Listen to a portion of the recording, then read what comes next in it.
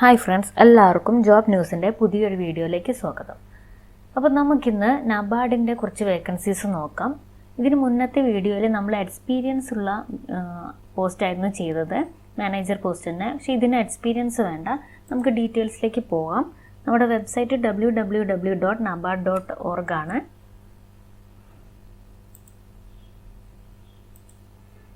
ഇതാണ് നമ്മുടെ home page. നമുക്ക് കാണാം recruitment to the post of assistant manager RDBS Rajbhasha കാണാം. അവിടെ ക്ലിക്ക് ചെയ്യുക. ഇവിടെ ക്ലിക്ക് ചെയ്താൽ കരിയർ നോട്ടീസസിൽ ഒരുപാട് അഡ്വർടൈസ്മെൻറ്റ് കാണാം. അതിൽ നമുക്ക് ഇന്ന് വേണ്ടത് ഇതാണ്, recruitment to the post of assistant manager in grade A Rajbhasha services. അവിടെ നമ്മൾ അഡ്വർടൈസ്മെൻ്റ് ഒന്ന് നോക്കാം. ഓക്കെ, ഇതാണ് നമ്മുടെ അഡ്വർടൈസ്മെൻറ്റ്. നമുക്ക് ഓൺലൈൻ ആപ്ലിക്കേഷൻ സ്റ്റാർട്ട് ചെയ്ത ഡേറ്റ് 17th ജൂലൈ ആണ്. ഓഗസ്റ്റ് 7 വരെ അപ്ലൈ ചെയ്യാം. പിന്നെ നമ്മുടെ എക്സാം 2 ഘട്ടമായിട്ടാണ്, phase 1 and phase 2. phase 1 preliminary എക്സാമാണ്. അത് ലാസ്റ്റ് വീക്ക് ഓഫ് ഓഗസ്റ്റിലോ അല്ലെങ്കിൽ സെപ്റ്റംബർ ഫസ്റ്റ് വീക്കിലോ ഉണ്ടാവും. പിന്നെ നമ്പർ ഓഫ് വേക്കൻസീസ് പറഞ്ഞിട്ടുണ്ട്. ജനറൽ കാറ്റഗറിയിൽ നമുക്ക് ടോട്ടൽ 74 ഒഴിവുണ്ട്. ബാക്കിയെല്ലാം അഗ്രികൾച്ചർ എന്നിങ്ങനെ പറഞ്ഞ കാറ്റഗറീസിൽ ടോട്ടൽ നമുക്ക് 148 ഒഴിവുകളാണുള്ളത്. അതിൽ കാറ്റഗറി വൈസുള്ള വേക്കൻസീസിൻ്റെ ലിസ്റ്റ് താഴെ നമുക്ക് മനസ്സിലാവും. ഇതിന്ന് ടോട്ടൽ 60 ആണ്, അപ്പർ റിസർവ്ഡ്, ഷെഡ്യൂൾ കാസ്റ്റ് ആണ് 23 ആണ്, എന്നിങ്ങനെ പോകുന്നു.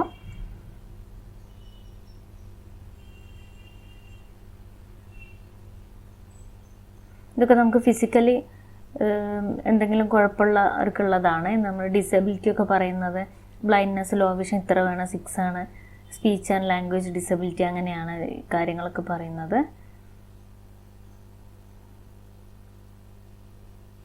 ഓക്കെ, നമുക്ക് ഇനി ഇതിൻ്റെ ക്വാളിഫിക്കേഷനിലേക്ക് പോകാം.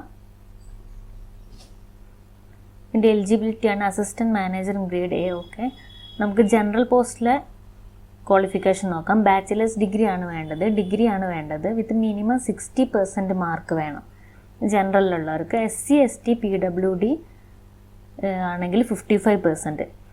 ജനറൽ മീൻസ് OBC അതിൽ പെടും. 60% ആണ് വേണ്ടത്. SC ST PWD ആണ് നമുക്ക് 55%. ഓവറോൾ ആണ് പറഞ്ഞത്. അല്ലെങ്കിൽ PG പറയുന്നുണ്ട്, MBA അല്ലെങ്കിൽ PGDM, മിനിമം 55% മാർക്സ് വേണം.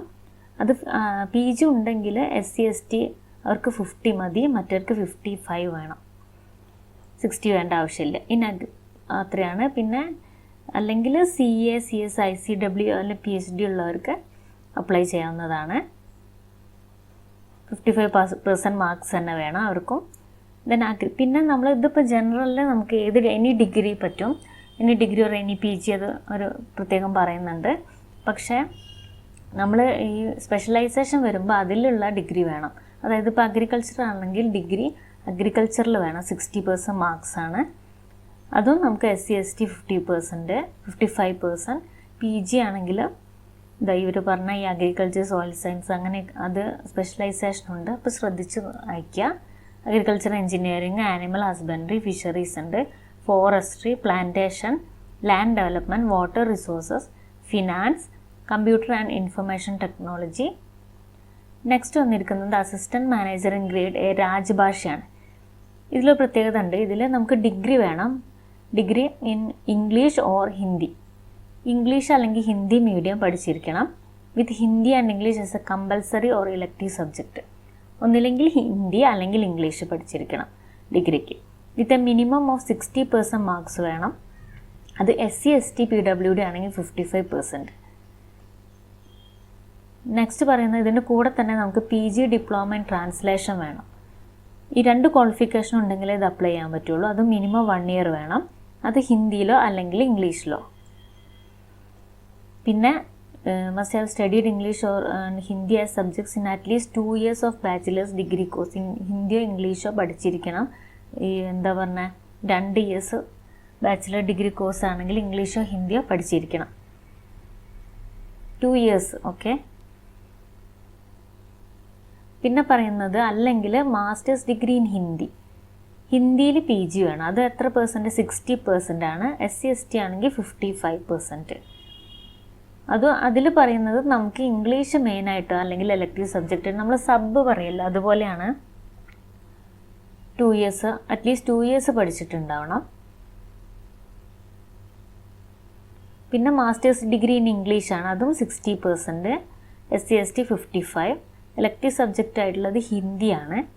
Candidate must have study Hindi as main or elective subject. Okay, ഇത്രയൊക്കെയാണ് ഈ രാജ്യഭാഷയിലെ ക്വാളിഫിക്കേഷൻസ് പറയുന്നത്. പിന്നെ നമുക്ക് അതിൻ്റെ നമ്മൾ ജോലി കിട്ടിയാൽ എടുക്കേണ്ട വർക്കിനെ പറ്റി കാര്യങ്ങളൊക്കെയാണ് പറയുന്നത്. Computer and information technology and security, ഇന്ന ഡിസിപ്ലിനായിരിക്കും നമുക്ക് ജോലി ഉണ്ടാവുക. പിന്നെ ഏജ് പറയുന്നുണ്ട്. Age 21 to 30 ഇടയിലായിരിക്കണം. അത് ഏജ് റിലാക്സേഷൻ ഉണ്ട്. 3 ഇയേഴ്സ് ആണ് OBCക്ക്, 5 ഇയേഴ്സ് ആണ് SC/ST എക്സ് സർവീസ്മാൻ മറ്റ് കാറ്റഗറിയിൽ. നിങ്ങൾ വായിച്ച് നോക്കുക, ഡീറ്റെയിൽ ആയിട്ട് കൊടുത്തിട്ടുണ്ട്. പിന്നെ 10 ഇയേഴ്സ് ഉണ്ട് PWD ജനറൽ കാൻഡിഡേറ്റ്സിന്, അത് OBC ആണെങ്കിൽ 13, SC/ST ആണെങ്കിൽ 15 വരുന്നുണ്ട്. പിന്നെ നമുക്ക് എക്സാമിൻ്റെ സിലബസ് ഒന്ന് നോക്കാം. ടെസ്റ്റ് ഓഫ് റീസണിങ് ഉണ്ട്, ഇംഗ്ലീഷ് ഉണ്ട്, കമ്പ്യൂട്ടർ, മാത്സ്, ഡിസിഷൻ മേക്കിംഗ്. ഇതിൻ്റെ മാർക്സ് ആണ് കൊടുത്തിരിക്കുന്നത്. ടോട്ടൽ നമുക്ക് 200 മാർക്സിനാണ്. അത് ഹിന്ദി ആൻഡ് ഇംഗ്ലീഷ്, നമുക്ക് ബൈലിംഗുവലായിട്ട് ഹിന്ദി ഉണ്ടാവും, ഇംഗ്ലീഷ് ഉണ്ടാവും. ഇതിൽ except test of English language ഉണ്ടാവില്ല. ദെൻ 120 മിനിറ്റ്സ് ആണ് എക്സാം ടൈം. ഈ മാർക്സിൻ്റെ അടിസ്ഥാനത്തിലായിരിക്കും നമുക്ക് അവർ മെറിറ്റ് ലിസ്റ്റ് ഇടുക.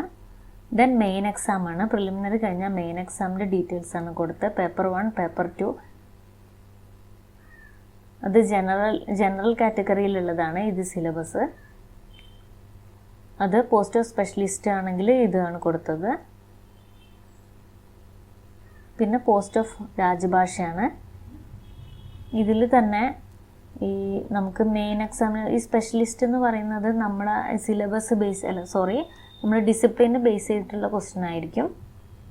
ഇപ്പോൾ അഗ്രികൾച്ചർ ആണെങ്കിൽ അഗ്രികൾച്ചർ റിലേറ്റഡ്. പിന്നെ ഇൻ്റർവ്യൂ ഉണ്ട് 50 മാർക്സിന്. എല്ലാ ഡിസിപ്ലിനിലുള്ള ഡീറ്റെയിൽസ് കൊടുത്തിട്ടുണ്ട്. നമുക്ക് ഇംഗ്ലീഷ് രാജ്യഭാഷയിൽ കണ്ടോ, paper 1 English essay, precis writing എന്നിങ്ങനെ പോകുന്നു. പേപ്പർ 2 ഉണ്ട്, അത് ജനറൽ ഡിസിപ്ലിനിലവർക്ക് paper 2 economic and social issues and agriculture and rural development. Detailed syllabus ഉണ്ട്. അപ്പോൾ ശരിക്കും വായിച്ച് നോക്കിയിട്ട് പഠിക്കാൻ തുടങ്ങുക.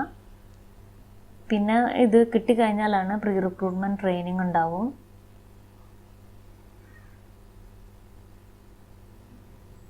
ഇതൊക്കെയാണ് പ്രധാനപ്പെട്ട കാര്യങ്ങൾ.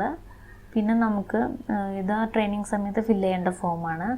പിന്നെ എക്സാമിനേഷൻ സെൻറ്റർ നമുക്ക് കേരളത്തിലുണ്ട്. കേരളത്തിൽ ആലപ്പുഴ, എറണാകുളം, കൊച്ചി.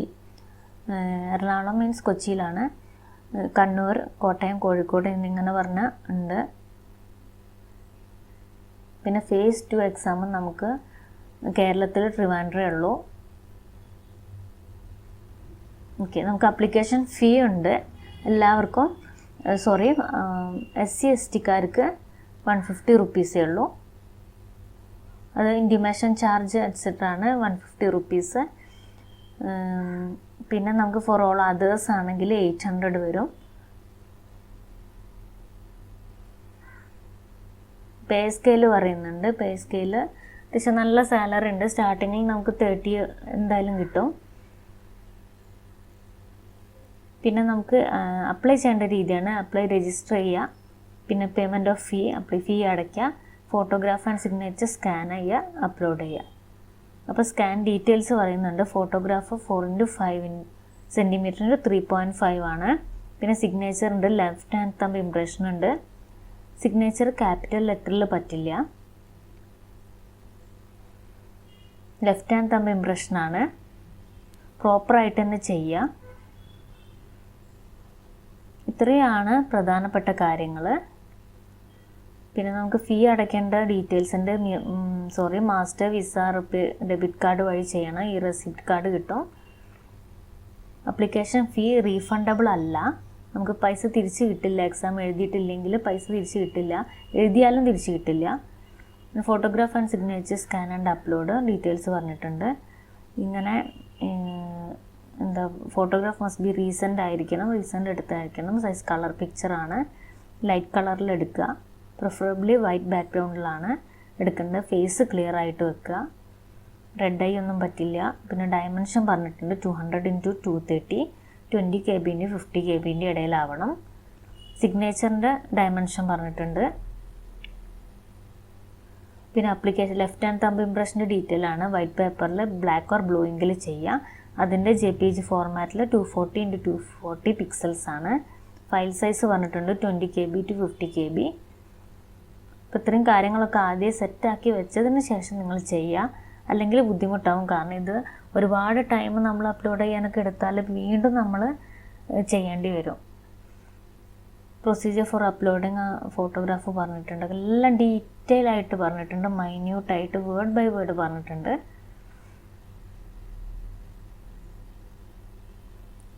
ഓക്കെ, ഇത്രയൊക്കെയാണ് കാര്യങ്ങൾ. അപ്പോൾ ഇപ്പോഴേ പഠിച്ചു തുടങ്ങുക. അപ്പം നമുക്കിതിൻ്റെ രജിസ്റ്റർ ചെയ്യുന്നതൊന്ന് നോക്കാം എങ്ങനെയാണെന്ന്. ഇതിൻ്റെ താഴെ തന്നെ അപ്ലൈ ഹിയർ കാണാൻ പറ്റും. അപ്ലൈ ഹിയറിൽ ക്ലിക്ക് ചെയ്യുക.